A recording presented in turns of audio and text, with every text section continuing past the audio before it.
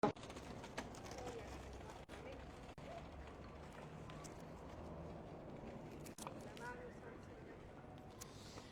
nos bendiga grandemente, mis queridos amigos. Les queremos saludar en el amor del Señor en esta hora de la tarde-noche. Y nos sentimos muy honrados de parte del Señor de poder detenernos en estos espacios públicos para predicar la palabra del Señor. Damos gracias a Dios porque aquí en Chile aún tenemos esta libertad de poder proclamar el Evangelio. Y gracias al Señor que la Constitución precisamente nos garantiza la libertad de reunión, la libertad de expresión, la libertad de conciencia y también la que se denomina la libertad religiosa, que vendría a ser esa libertad que le permite a cada ciudadano ejercer sus creencias. Entonces, es una tremenda bendición que nosotros podamos usar estos espacios públicos para proclamar el Evangelio, y especialmente para proclamar el Evangelio a personas que con frecuencia no van a un culto, no van a la iglesia, no van a una congregación a escuchar la palabra, pero que Dios está interesado en que esa persona oiga la palabra de Dios. Y es por eso que hacemos todo este trabajo de traer estos equipos, de traer los tratados y de venir especialmente a anunciar el Evangelio. Venimos con los hermanos a estos lugares a verles a ustedes, a traerles la palabra de Dios. ¿Por qué? Porque las Escrituras, queridos amigos, son las únicas que pueden hacer que el hombre conozca al verdadero Dios. La Biblia, querido amigo, es la autorrevelación de Dios. ¿Qué significa esto? De que Dios se autorreveló, reveló su persona, reveló su esencia, reveló sus planes, reveló sus propósitos y reveló el destino que tendría el hombre con y sin Dios. Lo reveló aquí en la palabra de Dios. Sin la Biblia el ser humano estaría totalmente ajeno, ignorante acerca de esta realidad. Sabría que existe un Dios, sabría que alguien creó el universo, pero sin la Biblia no tendría la posibilidad de conocer a quién fue o quién fue ese Dios que creó el universo. Por lo tanto, queridos amigos, es una tremenda bendición que nosotros tengamos la Biblia, la palabra de Dios, porque es por la palabra de Dios que los hombres pueden conocer el destino de su alma. La palabra de Dios es el libro que le permite el autodiagnosticarse, el evaluarse por medio de la obra del Espíritu Santo en la conciencia. Usted puede llegar a discernir a qué lugar se va a ir. ¿Cómo nosotros sabemos que existe un cielo? ¿Cómo nosotros sabemos que existe un infierno? Porque la palabra de Dios así lo enseña. Entonces, el ser humano, por medio del sentido común, por medio de la lógica, puede llegar a la conclusión de que existe un Dios. Pero por medio de la lógica no puede llegar a conocer quién es ese Dios. Y es por eso que Dios reveló su palabra. ¿Te das cuenta cuán importante es la palabra de Dios? Porque aquí Dios se revela. En la Biblia revela a su Hijo. En la Biblia revela al Mesías. En la Biblia revela que el ser humano, entre otras cosas, producto de su pecado, está apartado de Dios. Es por eso que es tan importante que nosotros le demos el valor que se merece la palabra de Dios. Mira lo que dijo Cristo. Allí en Mateo capítulo 24, versículo 85, Jesús dijo: el cielo y la tierra pasarán, pero mis palabras no pasarán. Imagínate qué tremendas palabras. Dijo algo extraordinario Jesús. Jesús era absolutamente consciente de quién era Él. Hay muchas personas que creen que Jesús simplemente fue un maestro, fue un líder religioso, fue un revolucionario del primer siglo, pero Mateo 24:35 nos deja de manifiesto que Jesús sabía que sus palabras tenían autoridad divina. Oye, qué tremendo. Jesús sabía que un día iba a pasar el cielo, iba a pasar la tierra, iban a pasar los sistemas, pero la palabra de él, la palabra del Mesías no pasaría. ¿Y por qué la palabra del Mesías no pasaría? Porque la palabra de Cristo, querido amigo, no es simplemente sabiduría, no es simplemente enseñanza, es palabra divina, es palabra de lo alto, es palabra del cielo, es palabra eterna, es palabra que sana, es palabra que transforma. Esa es la palabra de Dios. Es por eso que el Salmo 107, versículo 20 dice: enviaste tu palabra y nos sanaste y nos libraste de la ruina. Mira qué maravilloso, amigo. Ese es el Cristo todo maravilloso. Él sabía que sus palabras eran imposibles que fuesen destruidas. Piensa tú, el Imperio Romano ha querido destruir las palabras de Cristo. El Imperio Otomano quiso destruir las palabras de Cristo. Los musulmanes con sus diferentes califatos o movimientos liderados por un sultán quisieron derribar las palabras de Cristo. Y ahora estamos en el año 2000 y las palabras de Cristo no han podido ser destruidas. ¿Por qué? Porque el cielo y la tierra pasarán, pero mis palabras, dijo Cristo, no pasarán. ¡Qué maravilloso! O sea, nosotros tenemos que conocer a Cristo a partir de lo que la Biblia dice acerca de Jesús. En Isaías capítulo 40, versículo 8, el profeta Isaías dijo claramente: sécase la hierba, marchítese la flor, mas la palabra del Dios nuestro permanece para siempre. O sea, Jesús, cuando dice en Mateo 24:35 que el cielo y la tierra pasaría, pero sus palabras no pasarían, Jesús estaba hablando con autoridad divina, porque sus palabras son divinas. Hoy es tan grande su palabra que dice la Escritura, querido amigo, en Hebreos capítulo 4, versículo 12, dice la Escritura que la palabra de Dios es viva y es eficaz. Y es más cortante que toda espada de doble filo, que penetra hasta partir el alma y el espíritu, las coyunturas y los tuétanos, y discierne los pensamientos y las intenciones del corazón. La palabra, querido amigo, tiene el poder para liberar, tiene el poder para transformar, tiene el poder para salvar, tiene el poder para redimir, porque la palabra de Dios es el mismo Dios hablando a los hombres. Mira qué maravilloso. Jesús dijo, predicado, y ustedes siempre citan la Biblia, por supuesto. La Biblia es la palabra de Dios. Y Jesús dijo, ahí en San Juan capítulo 17, versículo 17, santifícalos en tu verdad. Tu palabra es verdad. Ahora, ¿cuál es el centro del Evangelio, querido amigo? El centro del Evangelio no es Moisés, que fue un gran rabino, que fue un gran maestro, que fue un gran profeta. Pero el centro no es Moisés, el centro no es Abraham, el centro no es Elías, el centro no es Isaías, no es Samuel, menos es María, tampoco es Pablo. El centro es el Mesías. Y el mismo Pablo, mira lo que escribe acá.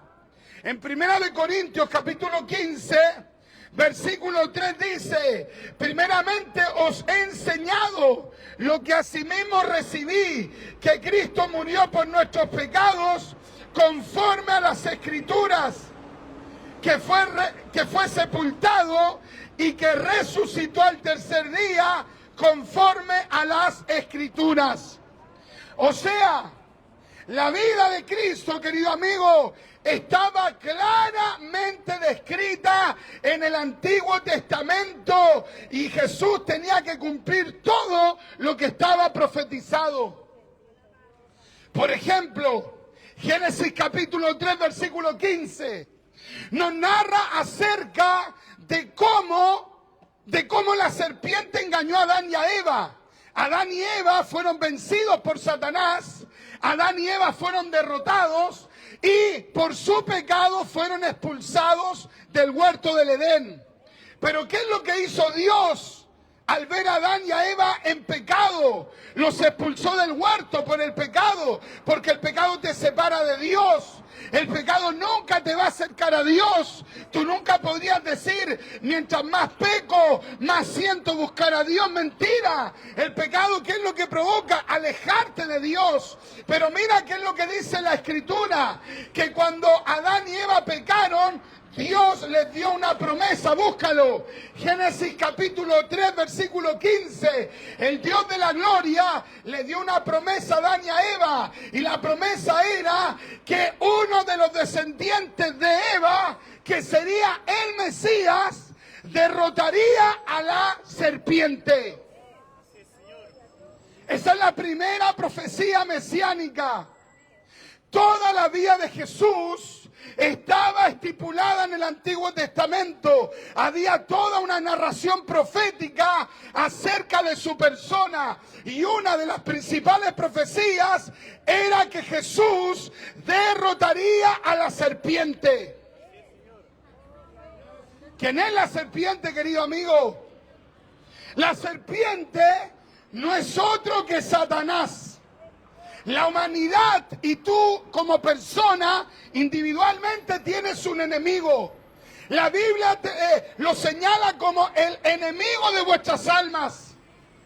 Zacarías capítulo 3 nos señala cómo Satanás es el acusador.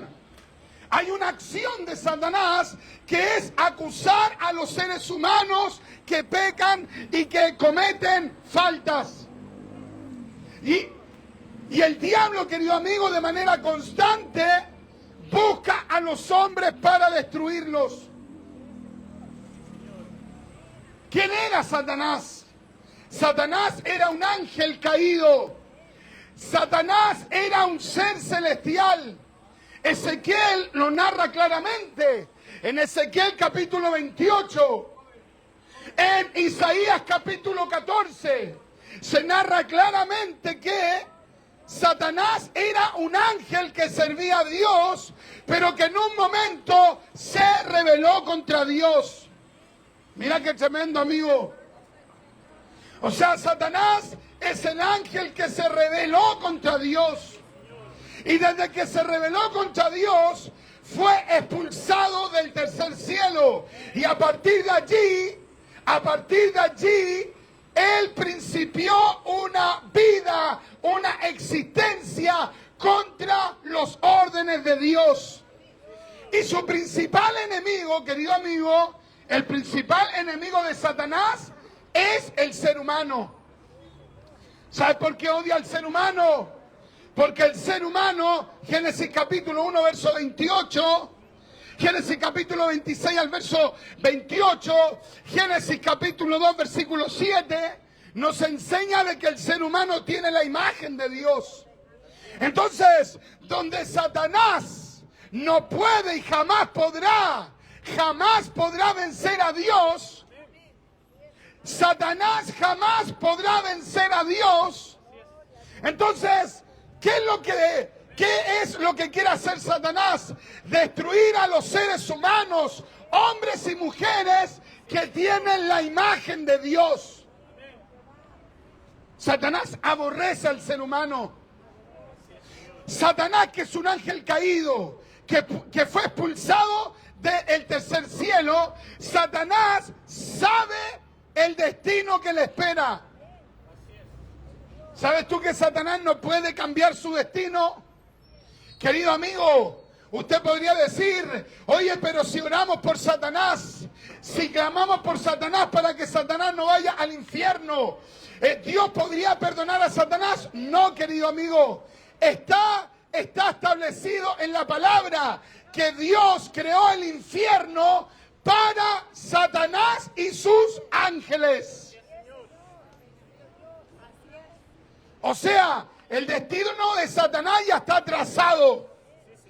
tiene un destino al cual llegará sí o sí. Hay un infierno que le espera a Satanás. Hay un infierno que le espera a los demonios. Hay un infierno que le espera a los ángeles caídos. Y Satanás, que el Señor lo reprenda, quiere llevar a la máxima cantidad de seres humanos con él al destino eterno del infierno.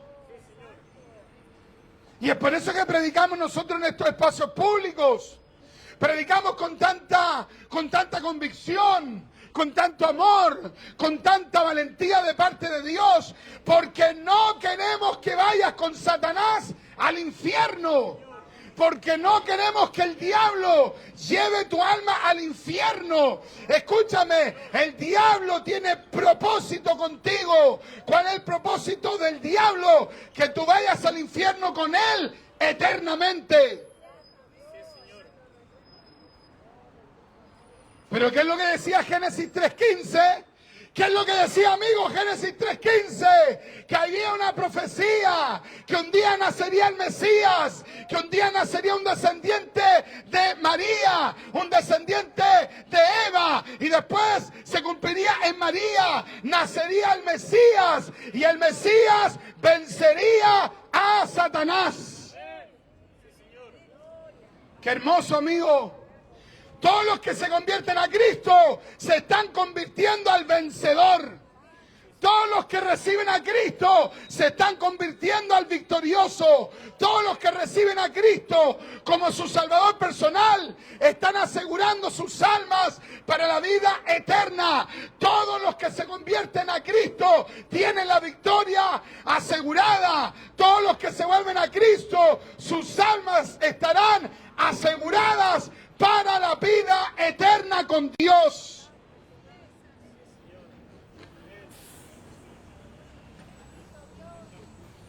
Predicador, ¿y cuánta gente ha vencido a Satanás? Solo una persona.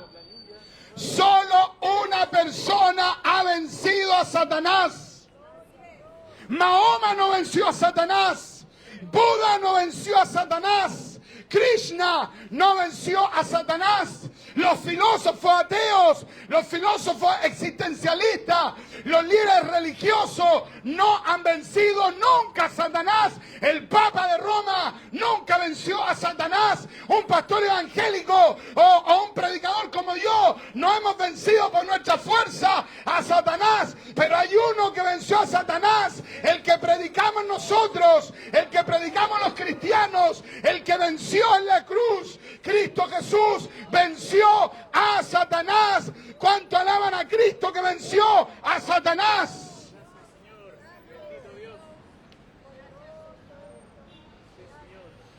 Si Cristo, querido amigo, no hubiese vencido a Satanás, la humanidad seguiría derrotada.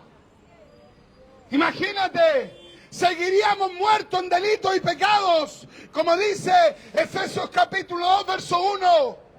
Estaríamos presos del pecado y bajo el poder de las tinieblas. Pero vino Cristo a esta tierra. Vino Cristo a esta tierra. Vino Jesús a esta tierra a salvar a los pecadores. Mira lo que dice la Biblia. En San Juan capítulo 10. San Juan capítulo 10, verso 10. Dice la Biblia que el ladrón no vino sino para matar, hurtar y destruir.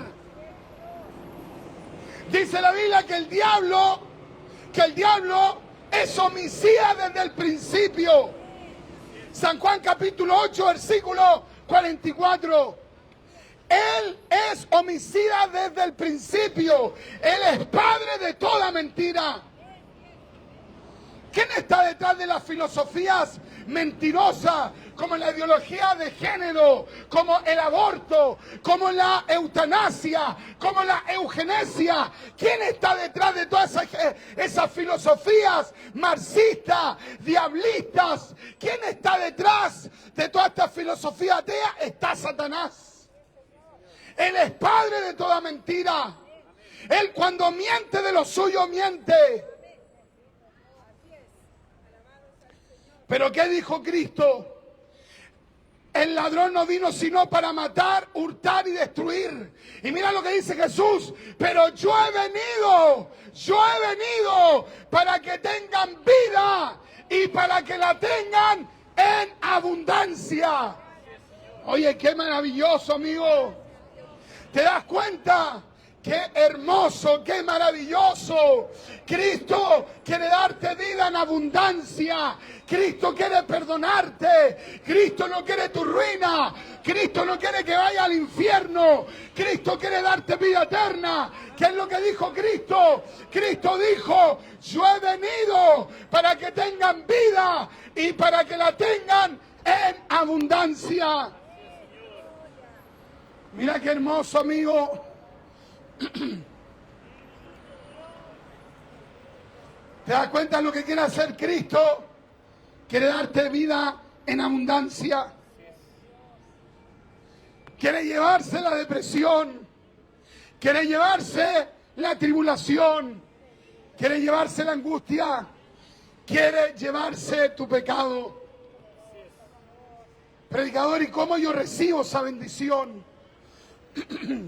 ¿Cómo yo recibo esa victoria? Recibiendo a Cristo. Tú puedes ser un siervo.